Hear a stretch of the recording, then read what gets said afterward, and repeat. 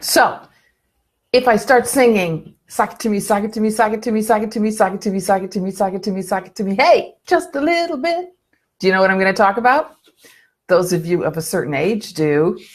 I'm talking about respect, just a little bit. When you get home, just a little bit. Aretha Franklin, she did an amazing job, much better than me. And it's Mary Jadwisiak. It's Friday morning, and I'm here to talk to you about recovery. And I'm here to talk to you about the SAMHSA guiding principles and dimensions of recovery, things that influence everything that we do in our work and hopefully in our lives. And hopefully it just filters down into just everything and how we connect with people and how we think about things. So it's Friday morning. It's July 6th, I think. Yes. So I really hope that you have had a fantastic 4th of July. It makes the weird because it's like Thursday kind of felt like a Monday. So today kind of feels like a Tuesday, but really it's Friday. And so but we're here. We're here and we're having a good time and we're talking about recovery. So I want to talk today about, obviously, RESPCT. Recovery. It's based on respect, community systems, and societal acceptance and appreciation for a people affected by mental illness, substance use problems, including protecting their rights and eliminating discrimination, are crucial in achieving recovery. Well, societal acceptance and appreciation is not something that I have spent a lot of time worrying about, and certainly not anything that I have enjoyed much. But that's okay, because what really I want to talk about when we talk about respect is, of course, you know what I'm going to say here, right? Self-respect. When we don't respect ourselves and we behave badly, or not behave badly, when we let our illness run rampant because we don't have the energy to do what we need to do to stay well, or we just don't have the ability to take care of ourselves. Sometimes we lose societal respect, but sometimes we lose personal respect, and we lose that self-respect because throughout the course of our lives, we've been told to either, as in my case, don't laugh so loud, don't be so loud, don't be so emotional, don't be who you are, don't be bold, don't be boisterous, be quiet, sit down. Don't be so reactive. So, or maybe we're not told anything. Maybe we're just kind of quietly left out. Maybe we're just kind of quietly dismissed or disregarded. And it's that subtle form of discrimination that we get. And what it's most painful is when it's from the people that are supposed to love and protect us. But maybe they don't know how, right? Maybe they don't. Hi, Sarah. Maybe they don't know. Maybe they don't know quite what to do with us. Because I know for me, I was a bit of a handful. Let's face it. I still kind of am. So when we talk about respect, we have to really kind of learn to respect ourselves. We have to be willing and able to do things that make us feel connected with our own inner value and our own inner divinity and our own inner perfection. And when we can do that is when we can have some self-respect.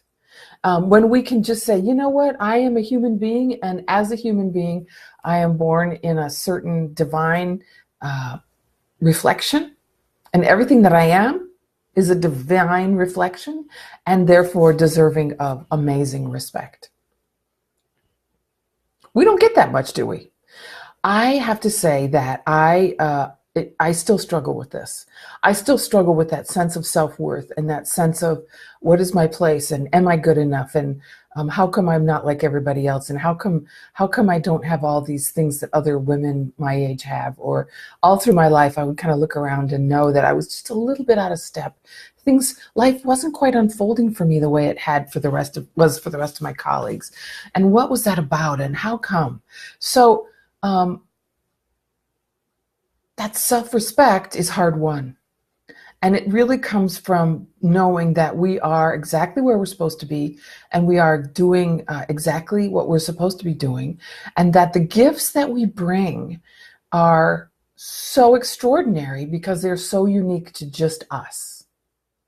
So that we do gain a bit of societal acceptance. And even if we don't, that's okay. Because we have that level of self-acceptance where we can walk into a room and know, I'm okay here. You're okay here too. We're all okay here. We all have something unique to contribute to this stream of life. And we can all kind of link together and float down the river together in this wonderful stream of life and laugh and drink beer and pass the cooler and have a good time, right? Or iced tea. So I'm thinking about those floating trips down the river where you see people in inner tubes and they're all linked together and there's a big cooler in the middle and they're having a hoot. And that's what we need to be doing, is really kind of shouting out to the people on the edges to join us. And at some point we have to land and kind of go do our thing. But floating down the river is a pretty awesome thing. So let me read you what it says again, because it's pretty darn interesting when we talk about self-respect. Recovery is based on respect. Community, systems, and social acceptance and appreciation for people affected by mental health and substance use problems, including protecting our rights and eliminating discrimination, are crucial to achieving recovery. So we need to have respect from the people who are serving us. We need to have respect from the people who are living with us and near us. But the only way to really get that, I really believe, is to have respect for ourselves and to just demand nothing less than exactly what it is we deserve. One of the things that really gets me going as an advocate is if I feel personally disrespected. If you lie to me as a policymaker, people who know me have seen what happens when policymakers lie to me. It doesn't go well. It just doesn't go well because I won't tolerate it. And so, I mean, I don't get violent, no, but I do get loud and I get visible. I get very visible in a national level. Because I just think that people who are in policy level need to really get that we are all deserving. Regardless of our financial situation or our emotional state, we are all deserving of adequate support and representation and respect and dignity. Those are things that are inalienable. You know, you don't get to earn respect. You get it because of who you are as a person and how you were born into the world and the things that you've lived and grown and expected experienced. You get respect. And that's all there is to it. There's no earning it. You get it. It's there. It's yours. And the question is, are you going to pick it up and carry it? Are you going to live up to it or not? But we get to choose, all of us. But it's there. And it requires work to maintain. Anything that is of value takes work to maintain. I'm kind of rambling this morning, and I hope that I'm making a lot of sense. But one of the things about self-respect also is we tend to self-sabotage ourselves and we tend to betray ourselves. And I was talking to a woman earlier, her name is Sabrina Hartsong, and she said,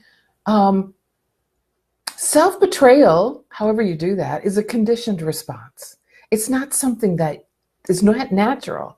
We learn to betray ourselves for whatever reason. So we need to learn to protect ourselves. We need to learn to not discriminate against ourselves. And we need to learn to stand up when people discriminate against us and just say, I don't think so. Tell me more about why you think that way. Whatever it is that we need to say in a way that we maintain our dignity and our own respect. Screaming and hollering, name calling, bullying, I don't think that maintains my respect. I think that diminishes me as a person. But simply having a conversation with a person and owning my own authority is very disorienting for people who don't think I have any. And it's a great trick. If somebody thinks you have no authority and suddenly you own it and you just behave like you do have authority. Well, what? What are you doing? How can you do that? Kind of easy. So that's what's happening in my world is really I'm learning myself about my own authority and my own self-respect. And it unfolds. It continues to unfold how we can respect ourselves and how long we've been going not respecting ourselves, or how insidious discrimination and disrespect can be from the people around us. When we talk about appreciation for people affected by mental illness and substance use disorders, I don't often feel respected or appreciated for those issues.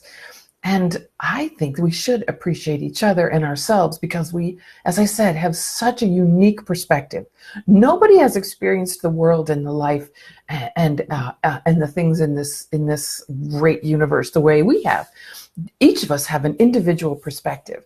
And when we bring that forward and own it and say, this is me and this is awesome, it becomes it, right? No one can deny that.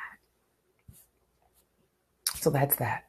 Speaking of setting up and saying, this is me, take a look at me. I have a favor to ask of you. I have uploaded all of these videos from Facebook to my YouTube channel. Did you know I had a YouTube channel? Quite frankly, I forgot I had a YouTube channel. I opened it so many years ago. So go to YouTube and find me, Mary Jed Wisiak. YouTube, @Mary4Hope is my Twitter handle. And I really want you to go to YouTube and like my YouTube channel and subscribe to my YouTube channel. It's just another way for me to access you. And it's another way, it makes it easier for you to share my videos if you want to. I hope that they're helpful and that it's something you want to share. So I want to make it easier for you to do that.